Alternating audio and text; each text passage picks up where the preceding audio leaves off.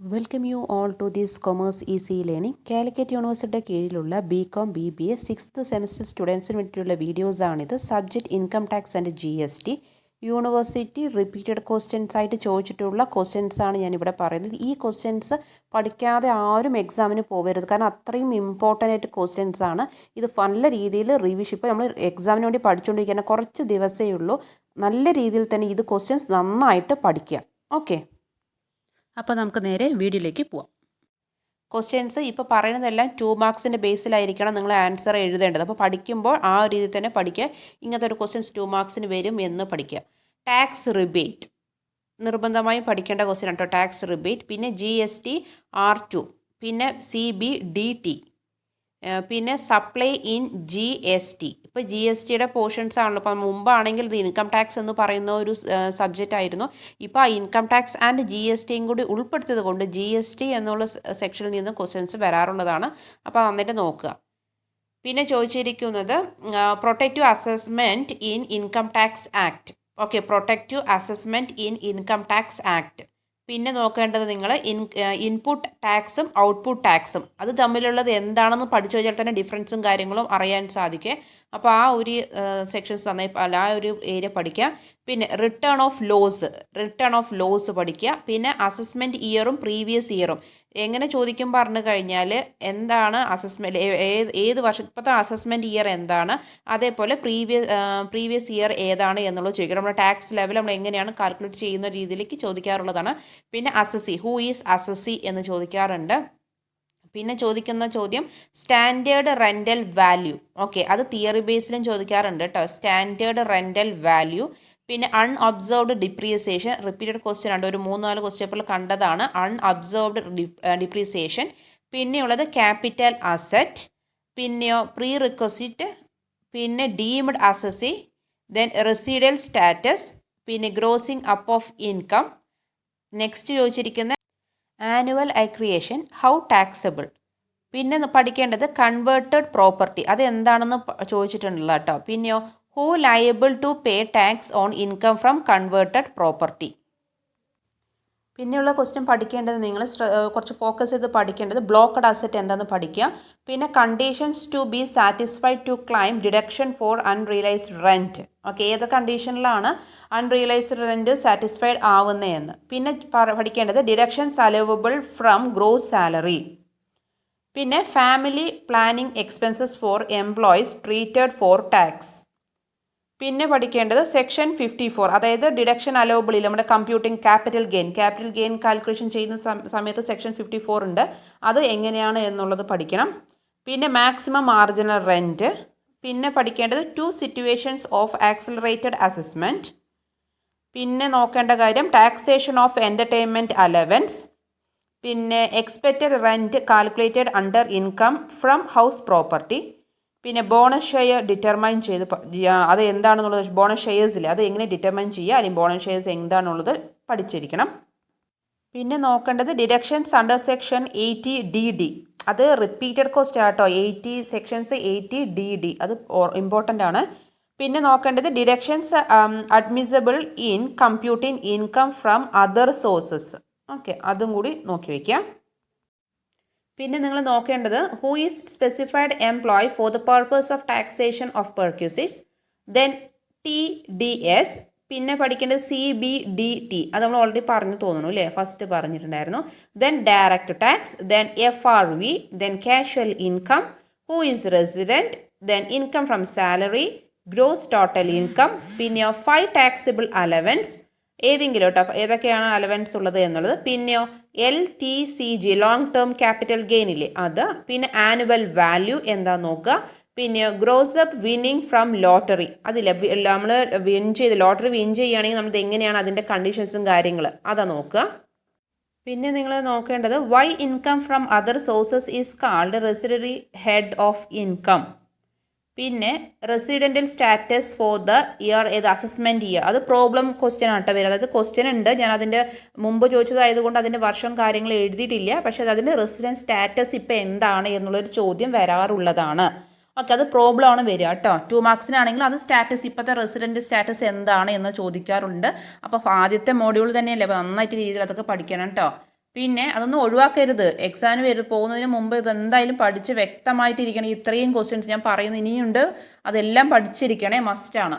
പിന്നെ total income, പിന്നെ പറയുന്നത് non resident company, term salary, then expected rent, then tax awareness, then calculate annual value. അതിൽ എങ്ങനെയൊക്കെ ഇന്നത്തെ ക്വസ്റ്റ്യൻ തന്നിട്ടുണ്ടാവുക? ആനുവൽ റെൻറ്റ് തന്നിട്ടുണ്ട്, ഫെയർ റെൻറ്റ് തന്നിട്ടുണ്ട്, സ്റ്റാൻഡേർഡ് റെൻറ്റ് തന്നിട്ടുണ്ട്. എന്നിട്ടാണ് നമ്മുടെ അടുത്ത് ഏത് ആനുവൽ വാല്യൂ കണക്കാക്കാൻ പറയും. നമ്മൾ കമ്പാരിസൺ ചെയ്തിട്ട് ലാർജർ ആണോ അല്ലെങ്കിൽ ലെസ് ആണോ എന്നൊക്കെ നമ്മൾ നോക്കിയിട്ട് കമ്പാരിസൺ ചെയ്തിട്ട് എഴുതില്ലേ? അങ്ങനത്തെ ഒരു പ്രോബ്ലം ആണ് കേട്ടോ. വെരി സിമ്പിളായിട്ട് എന്തെങ്കിലും പ്രോബ്ലം വരാറുള്ളതാണ്.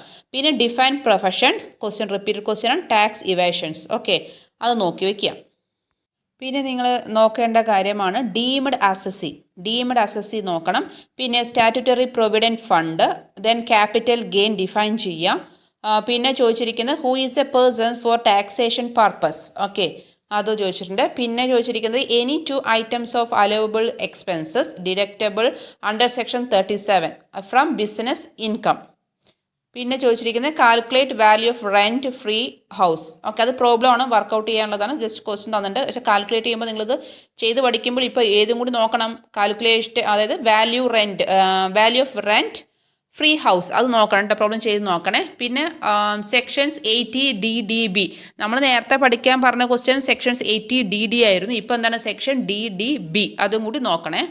പിന്നെ നേരത്തെ പറഞ്ഞ പോലെ calculate value of rent free house, അത് പ്രോബ്ലം ആണ് കേട്ടോ, ക്വസ്റ്റ്യൻസ് വരാറുള്ളതാണ്. പിന്നെയുള്ളത് പഠിക്കാനുള്ളത് what is the deductions for computation of pension in case of non government employee receive gratuity. പിന്നെ define agricultural income, then resident individual, tax rate assessment ഇയറിലെ tax rate എന്തൊക്കെയാണ് എന്നുള്ളത് ഓരോ ഹെഡിലും എഴുതണം കേട്ടോ. ഓരോരുത്തർക്കും എങ്ങനെ, ഇൻഡിവിജ്വൽ എങ്ങനെയാണ്, അതേപോലെ തന്നെ സീനിയർ സിറ്റിസൺസ് എങ്ങനെയാണ്, ആ ഒരു രീതിയിൽ ടാക്സ് റേറ്റ് എഴുതി വയ്ക്കുക. Then find out exemptions limited of HRA, okay, then calculate capital gain, then how is the reimbursement of medical expenses for treatment in a private hospital, taxes for tax purpose, okay, ഇത് എങ്ങനെയൊക്കെയാണ്, അതായത് റീംബേഴ്സ്മെൻ്റ് ഇല്ല, medical expenses, അത് നമ്മുടെ private ഹോസ്പിറ്റലിലാണ് അവർ എടുക്കുന്നതെങ്കിൽ നമ്മൾ എങ്ങനെയാണ് അതിൻ്റെ ടാക്സ് പർപ്പസ് കാര്യങ്ങളൊക്കെ ഹാൻഡിൽ ചെയ്യുക. Okay, how is the reimbursement of medical expenses for treatment in a private hospital taken for tax purpose, എങ്ങനെയാണത്? അപ്പോൾ കുറേ എക്സെപ്ഷൻ കേസ് ഉണ്ടാവും, ഇല്ലെങ്കിൽ ഓരോന്നിനും ഓരോ എങ്ങനെയൊക്കെയാണ് ഒരു കണ്ടീഷൻസ് കാര്യങ്ങളില്ലേ, അതാണ് എഴുതേണ്ടത് കേട്ടോ ഇവിടെ.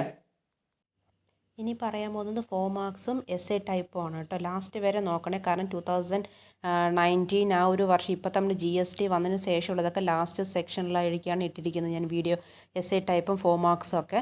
അപ്പോൾ അത് ലാസ്റ്റ് വരെ കാണണേ. അപ്പോൾ അതിൽ ഫസ്റ്റ് ഇപ്പോൾ പറയുന്ന 4 മാർക്സിൻ്റെ അഗ്രികൾച്ചർ ഇൻകം, അതിനെക്കുറിച്ചുള്ളത് എക്സ്പ്ലനേഷൻ ചെയ്യേണ്ടത് 4 മാർക്സിനാണ് ചോദിച്ചിരിക്കുന്നത്. പിന്നെയുള്ളത് ഗ്രോസ് ടോട്ടൽ ഇൻകം, അതും തിയറി ബേസിൽ ഉള്ള 4 മാർക്സാണ്. പിന്നെ കമ്പ്യൂട്ട് ദ ടാക്സ് ലയബിലിറ്റി, അതായത് ക്വസ്റ്റ്യനിൽ പറഞ്ഞിരിക്കുന്നത് income from salary 3,15,000, then income from house property 1,35,000, then income from other source 1,50,000, short term capital ₹2,50,000. അതിൽ നിന്നാണ് നമുക്ക് ടാക്സ് ലയബിലിറ്റി ഫൈൻഡ് ഔട്ട് ചെയ്യാൻ പറഞ്ഞിരിക്കുന്നത് കേട്ടോ. പിന്നെ ഉള്ളത് tax liability non agriculture income ₹2,52,000, then agriculture income 89,400, അതിൽ നിന്ന് ടാക്സ് ലയബിലിറ്റി കണ്ടുപിടിക്കണം.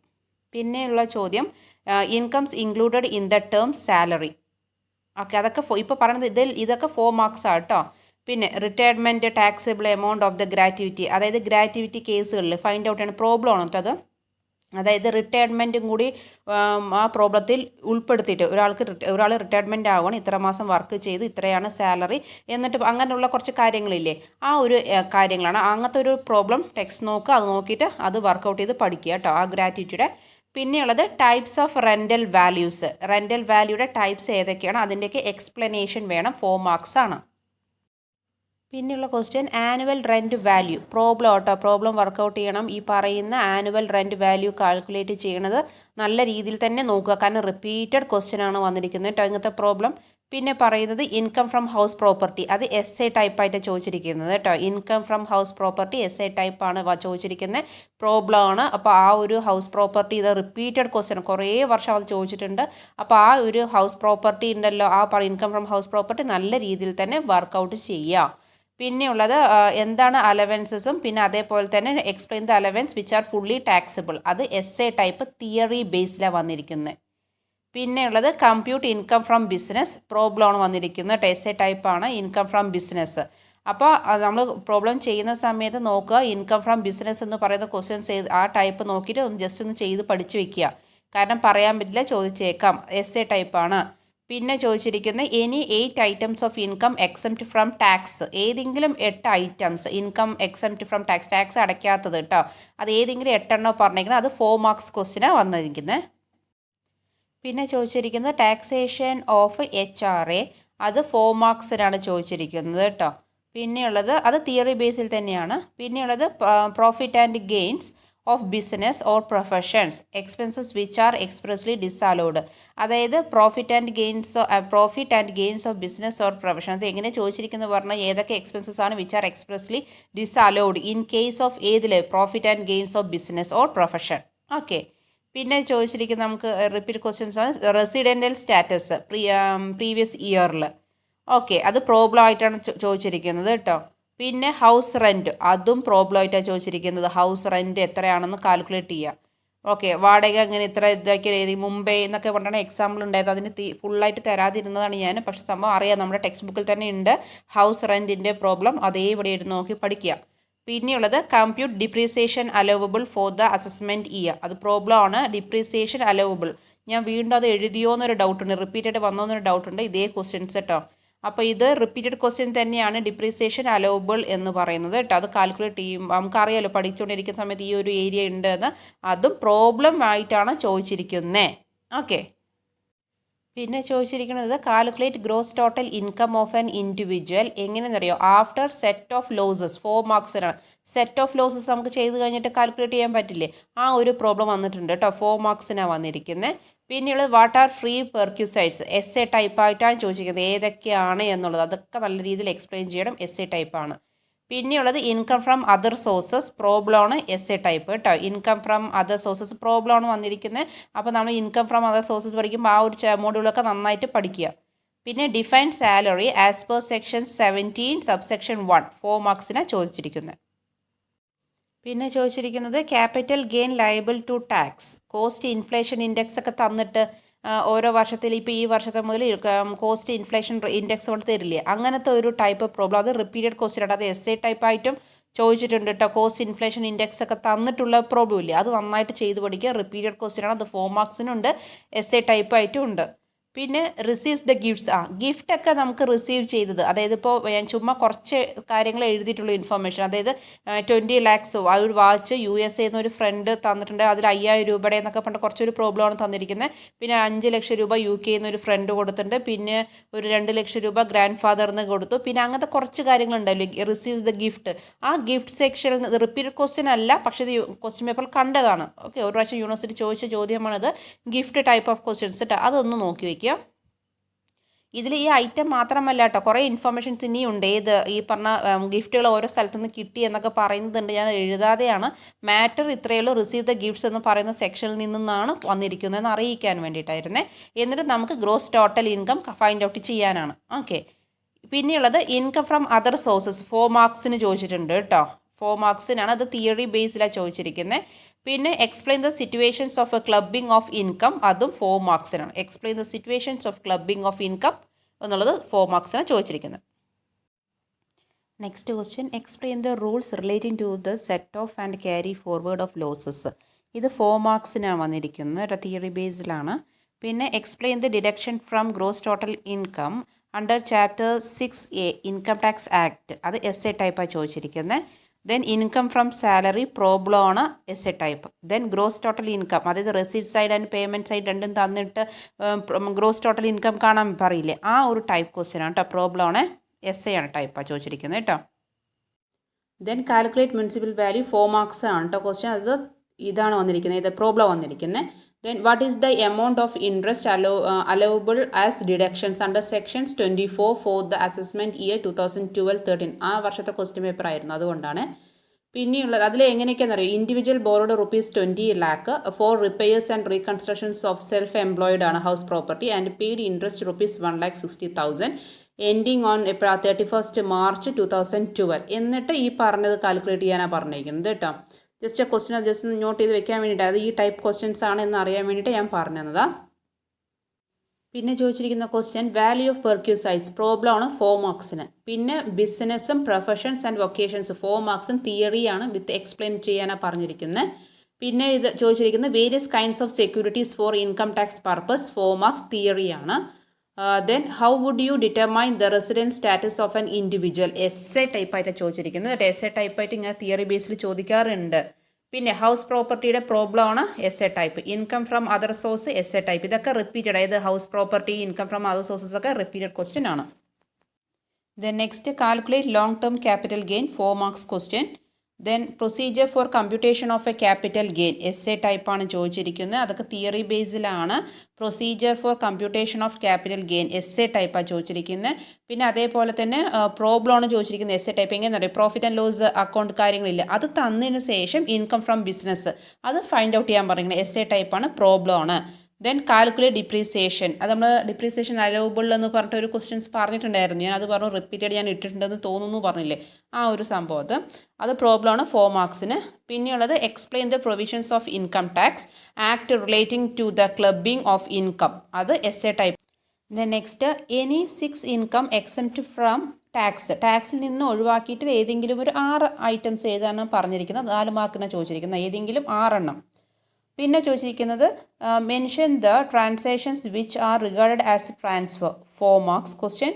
Then arguments against GST 4 marks ക്വസ്റ്റ്യൻ്റെ ബേസിലാണ്. ഇതൊക്കെ 2020 ചോദിച്ചിട്ടുള്ള ക്വസ്റ്റ്യൻസ് ആണ്. അതായത് GSTയുടെ ആ ഒരു സിലബസും പോർഷൻസൊക്കെ വന്നതിന് ശേഷമുള്ള ക്വസ്റ്റ്യൻ ആണിത്. അപ്പോൾ അത് കുറച്ചും കൂടി ഫോക്കസ് ചെയ്തിട്ട് പഠിക്കണം. 2020 ചോദിച്ച ചോദ്യമാണ് ഇതൊക്കെ.